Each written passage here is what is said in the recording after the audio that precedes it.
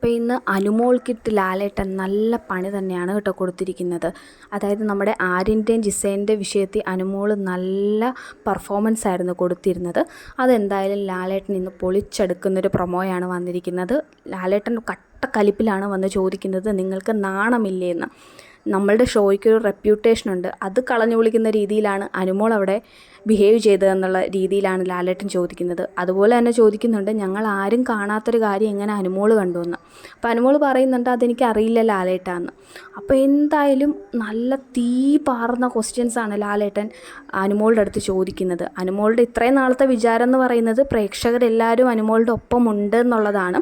എന്തായാലും ലാലേട്ടൻ വന്ന് ഈ ഫയർ ചെയ്യുമ്പോഴത്തേന് അനുമോൾക്ക് മനസ്സിലാകും ഓൾമോസ്റ്റ് അനുമോൾ ചെയ്ത കാര്യം തെറ്റാണെന്ന്. ഒരുപക്ഷെ അനുമോളിന് ഗെയിമിന് വേണ്ടിയിട്ടാണോ ഇങ്ങനെ കള്ളം പറഞ്ഞത്, അതോ അനുമോൾ പറഞ്ഞത് സത്യമാണോ എന്നൊന്നും നമുക്കറിയില്ല. ഇന്നത്തെ ലാലേട്ടൻ്റെ എപ്പിസോഡിൽ നമുക്കറിയാൻ പറ്റും അനുമോൾ സത്യമാണോ കള്ളമാണോ പറഞ്ഞത്. അഥവാ ഇങ്ങനൊരു കള്ളമാണെങ്കിൽ അതിന് വേണ്ട പണിഷ്മെൻറ്റും എന്തായാലും ലാലേട്ടൻ കൊടുത്തിരിക്കും. സാധാരണ പ്രൊമോ വന്ന പോലെയല്ല, ഇതെന്തായാലും ഒരു സൂപ്പർ പ്രൊമോയാണ്.